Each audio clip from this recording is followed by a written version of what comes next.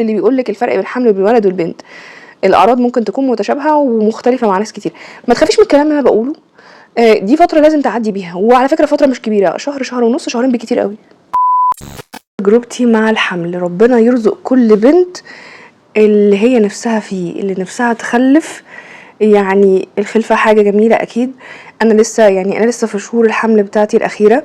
هقول لكم دلوقتي عن تجربتي مع الحمل في الشهور الاولى، عشان دي يمكن اصعب شهور لحد دلوقتي بالنسبه لي، هي اصعب شهور. شهور الاخيره فيها صعوبات، بس هقولها لكم في فيديوهات تانية. انتوا استنيتوا مني وطلبتوا مني الفيديو ده طبعا عشان القناه النسائيه بتتكلم عن حاجات كتيره تهم البنات، البشره والشعر والميك اب، وبنعمل في فيديوهات قصيره حاجات كتيره عن الميك اب اللي احنا بننزل بيه الايفنتات، والمنتجات كمان اللي بننزل بيها الايفنتات. صوت الموتوسيكل عالي قوي. بننزل بيها الايفنتات وبتشتروها مننا. فلو مهتمه اعملي لايك وسبسكرايب، وهكلمكم كده بكل صراحه عن الشهور الاولانيه من الحمل. طبعا انا ما كنتش عارفه ان انا حامل غير بعد فتره، مثلا اسبوع، يعني بعد فتره كبيره، او يعني مثلا من بعد الشهر الاول عرفت ان انا حامل. وبالصدفه كده كنت باكل ايس كريم، بالصدفه كنت باكل ايس كريم عادي جدا، بس كان بعد بيتزا، ما كنتش متابعه نظام الطيبات اهو. كلت بيتزا، بيتزا كينج، مش فاكره كانت في المهندسين ولا كانت فين، وكان جنبهم كده محل عامل اوفرز بتاع ايس كريم، فقلت بالمره يلا هاتوا ايس كريم، تعالى نجيب ايس كريم. جبنا ايس كريم، وكان ايس كريم عادي جدا. فجاه لقيت سنه من سناني اللي هو الضروس الاخيره دي وقعت، او يعني الكراون اللي بتاعها، والكراون اللي هو الطبيعي، مش اللي هو مركباه، وقع. ما حطيتش في بالي ده معناه ان انا، وكنت ماشيه ان انا باكل كالسيوم، باكل لبن، بشرب لبن كل يوم، باكل زبادي كل يوم، باكل فراخ، باكل كل حاجه عشان اللي بتقول نظام الطيبات. فاسناني اتكسرت لوحدها اصلا يعني. حتى كمان قالوا لي، يعني الدكاتره قالوا لي يعني ده بدري قوي ان يحصل كده. ما اعرفش يعني، اول ما كنت حامل بدري قوي. شهور الحمل الاولى، انا كنت في الاول، اول شهر ونص كده، او اول شهر مثلا و10 ايام زي الفل. اول 10 ايام كنت زي الفل، الدنيا حلوه، بقدر انزل السوبر ماركت، بقدر انزل المول، اتحرك، اعمل كل حاجه انا عايزاها. ما حصليش مشاكل، ما كانش حاسه بغثيان ولا اي حاجه، بس عشان كنت خايفه، وعشان كنت عماله بقى اقول لاصحابي انا كويسه، انا مش حاسه بغثيان، فالظاهر اتحسدت بقى ولا ايه، معرفش. حصل ان انا جت بعد شهر ونص كده من الحمل، بعد مرور شهر ونص من الحمل، في الاسابيع الاولى بدات عليا الاعراض بتاعه الغثيان والقرفه. انا اسفه جدا في التعبير، بتبقي قرفانه لدرجه مش طبيعيه.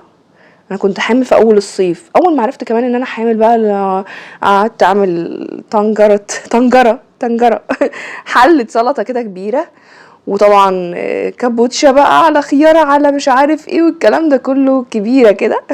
وطنجره برضو سلطه فواكه.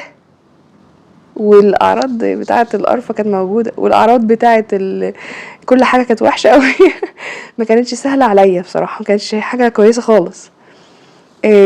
ما حسيتش يعني كان جسمي كويس، كان جسمي عادي، ما حصلش اي تخن او انتفاخات في الاول. يعني زدت في الوزن شويه بعد الشهر الثالث. الشهور الاولى برضو انا كنت باكل كويس على فكره، كنت باكل كل حاجه. حصل ان انا توحمت على ايه، توحمت على العسل. والله توحمت على الرمان، بس كان ساعتها توحمت على الرمان، كنت بموت، هتجنن على الرمان، هتجنن، مش قادره، عايزه رمان باي طريقه. بس كنت في الشهور الاولى من الصيف ما كانش فيه غير خوخ وبطيخ، كان بيأذيني جدا لدرجه ان انا عيطت. انا كنت بجد من مره قلت لجوزي انا عايزه بطيخ، انا نفسي بطيخ، وهو كان بيجيب بطيخ تقريبا كل يوم او كل يومين لحد ما البطيخه تخلص يعني. قلت له هات لي بطيخه معاك، وكان فعلا نفسي فيها جدا، وحاسه ان انا حرانه وعايزه حاجه فريش وعايزه بطيخ. جيت كلت البطيخ مر في بقي، مر على القلم، رحت قعدت معيط. انا فهمت من النقطه دي ان والله العظيم وقتها فعلا الفلوس مش مهمه قوي، يعني الفلوس مش كل حاجه فعلا. او من هنا انا عرفت ان الفلوس مش كل حاجه. الفلوس جابت لك اهو البطيخه اللي انت عايزاها، كانت جميله جدا، هو كان بيقول جميله جدا، بس بطعم مره. انتي مش لاقيه النفس ان انتي تاكلي، في طعم مر، في طعم بقي مره. اتمنى ان كل بنت تبقى حامل بعد كده ما يحصلش على اعراض الغثيان دي. كنت باخد دواء للغثيان مش فاكره اسمه ومش عايزه افتكر، بس كان بيتعبني اكتر، كان بيخليني مش مبسوطه، كان بيخليني تعبانه اصلا، يعني ما كانش بيفيدني اصلا. فحاولت ان انا اعدي يعني طبعا برضه كنتش طايقه ريحه البيت، وريحه الطبيخ بتاعه الجيران كانت منفذه علينا جامد كنتش طايقه الريحه دي. نصيحتي هقولك نصيحتي ليكي الفتره دي تعملي ايه. ما كنتش يعني بحاول ان انا اطبخ بس مش كتير. حبيت ان انا اكل سمك، قلت بقى عشان اغذي اللي في بطني، وحاولت اكل سمك وكده. مجرد ما اكلت السمك كرهته تماما. انا لحد دلوقتي بطني وجعتني لما جبت السيره. ما حصليش ترجيع رغم ان انا كنت حامل في بنوته الحمد لله، يعني انا حامل في بنوته الحمد لله. ما حصليش ترجيع، اعراض الترجيع دي ما حصلتليش غير مره واحده بس، كان غثيان صباحي. الغثيان الصباحي ما كانش بيحصل معايا، انا كان بيحصل معايا غثيان ليلي، على عكس كل اللي بيقولك الفرق بين الحمل بين الولد والبنت. الاعراض ممكن تكون متشابهه ومختلفه مع ناس كتير، ما تخافيش من الكلام اللي انا بقوله. دي فتره لازم تعدي بيها، وعلى فكره فتره مش كبيره، شهر، شهر ونص، شهرين بكتير قوي.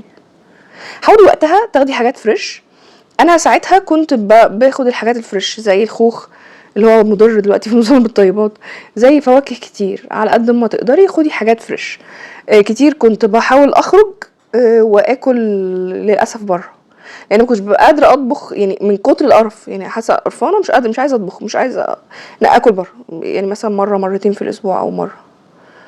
وتاني يوم مثلا ممكن اكل باقي الاكل اللي هو مثلا ما اكلتوش، كنت باكل كويس.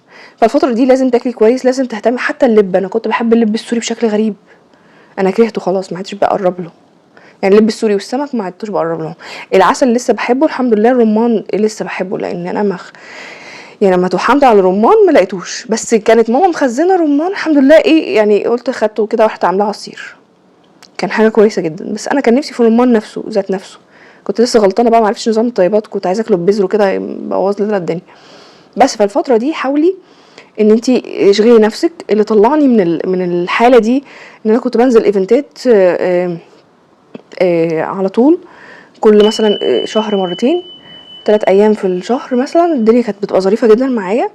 بنسى بالشغل، كنت بنسى بالشغل، طبعا لازم تجيبي مساعده معاكي عشان الشغل ما يبقاش تقله عليكي عالي. وما تحركيش حركات كتيره. اعراض الحساسيه ابتدت بقى معايا من الشهر الهاني مون التاني بقى، من الشهر الرابع، فالاعراض زادت معايا قوي او تعبتني قوي، وحصل ان انا تعبت فيها جدا. بس بتاخدي فيتامينز، الدكتور بيكتب لك عليها حاجات زي الفوليك اسيد، مهمه جدا جدا جدا، ما تفوتيهاش. ممكن ده كمان من الحاجات اللي كانت بتعمل الاعراض الغثيان دي. ممكن تشربي، يعني لو حسيتي الوقت الغثيان ده ممكن تشربي مثلا ميه بتلج او ميه ساقعه، ده بتفرق جدا جدا. اعراض الحموضه كانت قليله، بس ابتدت تزيد بقى بعد كده هبقى اقول لكم التجارب. الحساسيه كانت بتزيد جدا جدا بشكل بشع، وهقول لكم بسبب نظام الطيبات انا فعلا خفيت منها، بسبب نظام الطيبات اللي انا بتكلم عليه في الفيديوهات عندي. خفيت منها تماما وارتحت منها تماما، والدنيا كانت رايقه رايقه رايقه. ما حصلش اي حاجه تانية. يعني انتوا لو عايزين تسالونا حاجه في الكومنتات قولوا لي، وانا هقول لكم، هجاوبكم على طول. وشكرا ليكم على الكومنتات الايجابيه اللي بتكتبوها. طبعا انا وقتها ما كنتش عارفه نظام الطيبات، لكن لما اتبعته في الشهور الاخيره كان حاجه ممتازه جدا. الحساسيه خفت، التورم خف. وقتها كمان كنت لسه عامله ضوافري جل. لما عرفت انا حامل رحت شايله الجل ده، وفضلت ضوافري فتره كبيره جدا ما تطولش تماما، ما بتطلعش خالص، والشعر بيقع واسناني بتتكسر وحاجات كده غريبه بتحصل، والبشره بتبوظ وكل حاجه بتدمر، وحبوب بقى طالعه لي افري وير. كان عندي كده هنا حبوب وهنا حبوب وهنا حبوب، كان في حاجه غريبه، فكنت متبهدله. فالنظام بتاع الطيبات ده من الحاجات اللي افادتني في النص التاني، كان بصراحه يعني خفيت منه. فانتوا هتشوفوا بس في الفيديوهات، واكتبوا لي كده في الكومنتات انتوا عايزين تعرفوا ايه عن اي حاجه عايزين تعرفوا عنها. شكرا لكم على الكومنتات الايجابيه الجميله. الكومنتات السلبيه زي ما بقول لكم تاني انتوا ما بتسكتلكوش. بس وبرده طبعا شكرا للناس اللي بتقدر وبتدعم القناه. شكرا ليكم كتير كتير. وتابعوا الفيديوهات بقى، البلاي ليست اللي انا حطاها في القناه، علشان تعرفوا الحاجات اللي انا بقدمها، والايفنتات نازلين ايفنتات فين، بننزل فين، او البلان بتاعتنا الجايه ايه. عشان لو انت حابه تشتري من عندنا ميك اب او سكين كير هيفيدك جدا، وهتبقى ليكي تجربه كويسه معانا وتبقي من ضمن عملائنا. وسايبكم في صندوق الوصف برضو اللينكات بتاعه الانستا والحاجات دي كلها برضو، شوفيها. القناه للبنات يا جماعه، عشان انا مش حابه خالص ان انا اقدم محتوى انتوا ما تشوفوش. فانت لو انت مش بنت مش هتستفيد اي حاجه خالص من متابعتك للقناه عندي. القناه دي كلها بنات، فطبيعي جدا معلش مشكورا حضرتك ما تشتركش ولا تعمل اي حاجه. من فضلك السكيب الفيديو ده. ولو انتي بنت تشرفيني طبعا، وشكرا ليكي، وتحبي انتي تستفيدي. وطبعا متابعيني ليهم خصومات لوحدهم اصلا. فبس كده، اشوفكم على خير الحلقه الجايه، واكتبوا لي في الكومنتات انتوا عايزين فيديوهات عن ايه. هحاول ان انا الفيديوهات الجايه اقول لكم بعد كده حصل ايه، والتطورات في صحتي عموما والاعراض. ما تخافوش يا جماعه، ان شاء الله المرحله دي تعدي على خير وتبقى كويسه جدا. اشوفكم على خير الفيديو الجاي. سلام.